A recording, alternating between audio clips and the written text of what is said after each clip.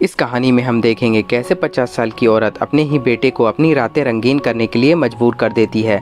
Movie के start होते ही हम डेनमार्क के जंगलों को देखते हैं जहां पर एक फैमिली रहती थी। इस फैमिली में पीटर, एनी और उनकी ट्विंस बेटियां रहती थीं। पीटर एक टॉप क्लास का सर्जन था और दूसरी तरफ एनी लॉयर थी जो माइनर का केस लड़ती थी। वो अपने इस काम में बहुत ही अच्छी थी। ऊपर से अच्छी दिख रही इस फैमिली में एनी अपने आप को बहुत ही अकेला महसूस करती थी।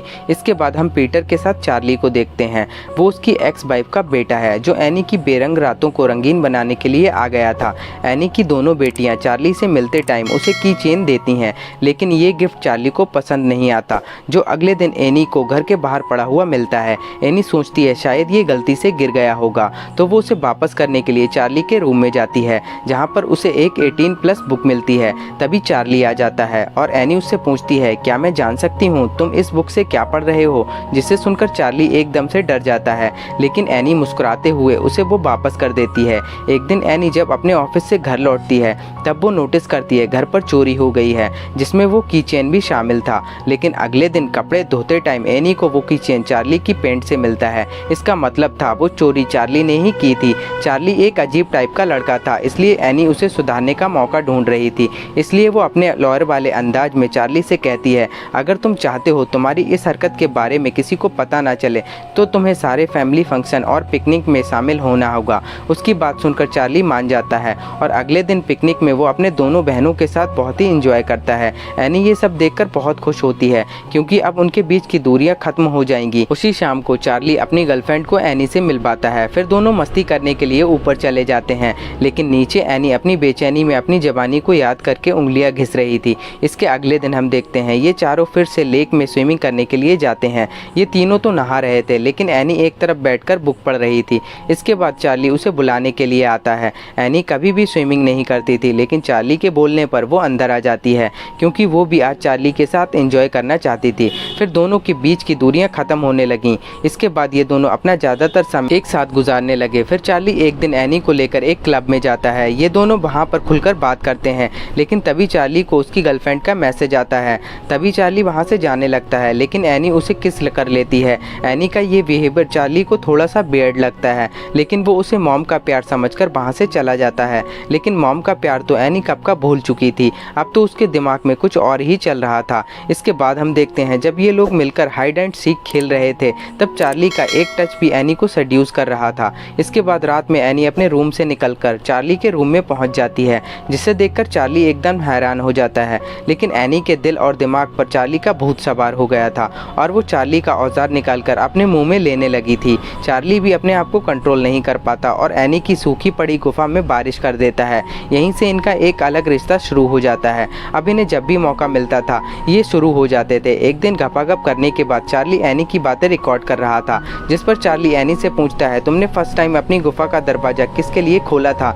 एनी कहती है, उसके साथ जिसके साथ मुझे ये कभी नहीं करना चाहिए था। जिसके साथ सबसे पहले एनी ने ये किया था वो भी एक माइनर था। इसके बाद चार्ली एनी की सभी बातें रिकॉर्ड करके उसे रिकॉर्डर को रख देता है। अगली शाम को चार्ली की दोनों बहनों की बर्थडे पार्टी थी। काफी सारे लोग शामिल हुए थे और एक कोना पकड़कर एनी और चार्ली भी रोमांस कर रहे थे। ऐसा करते हुए एनी की बहन उसे देख लेती है और वो एनी से कहती है, क्या तुम पागल हो गई हो? वो तुम्हारा बेटा है। बहन को पता चलने के बाद एनी बहुत ज्यादा डर जाती है। वो सोचती है अगर ये बात किसी और को पता चल गई तो उसकी पूरी इमेज ही खराब हो जाएगी। इसी के बाद एनी चार्ली से दूरियां बना लेती है। ये देखकर चार्ली को बहुत गुस्सा आता है और वो पागलों की तरह एक पेड़ पर चढ़कर उसके सारे फल नीचे फेंकने लगता है। वहाँ पर सिचुएशन बहुत ही ऑकवर्ड हो जाती है और सभी लोग वहाँ से चले जाते हैं। इसके बाद चार्ली भी जंगल की तरफ निकल जाता है, जिसे मनाने के लिए एनी जाती है और उसे मनाकर घर ले आती है। इसके बाद हम देखते हैं पीटर डिसाइड करता है वो चार्ली के साथ कुछ टाइम स्पेंड करेगा और दोनों मिलकर जंगल की तरफ निकल जाते हैं।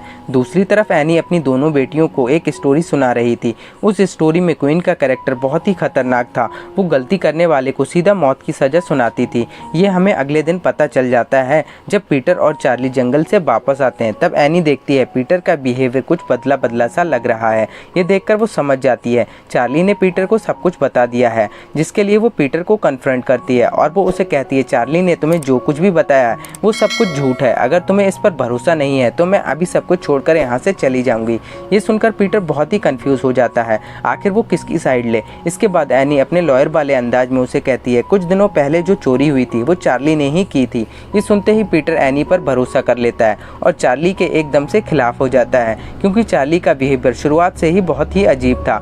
इसके बाद पीटर एनी से चार्ली को माफ़ी मांगने के लिए कहता है। चार्ली ने कोई गलती नहीं की थी, इसलिए वो एनी के मुंह पर थूक कर चला जाता है। इतना सब कुछ होने के बाद पीटर डिसाइड करता है वो चार्ली को एक बोर्डिंग में डाल देगा और अगली ही सुबह उसे छोड़ने के लिए चला जाता है। इसके बाद एनी भी सभी एविडेंस मिटा देती है, लेकिन कुछ दिनों के बाद चार्ली बोर्डिंग से भागकर सीधा एनी के पास आता है, जिसके बाद एनी उसे कहती है तुम एक माइनर हो और तुम्हारी बातों पर कोई भी भरोसा नहीं करने वाला और मैंने सारे एविडेंस को भी मिटा दिया है। इसके बाद चार्ली सैड होकर पीटर के पास जाता है, लेकिन एनी वहाँ से भी उसे भगा देती है।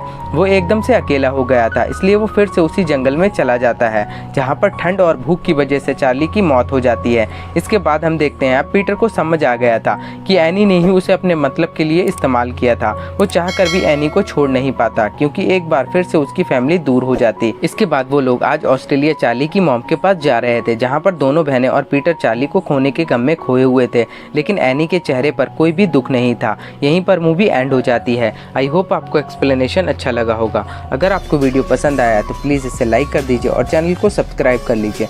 मैं मिलता हूँ आपसे अगले वीडियो में।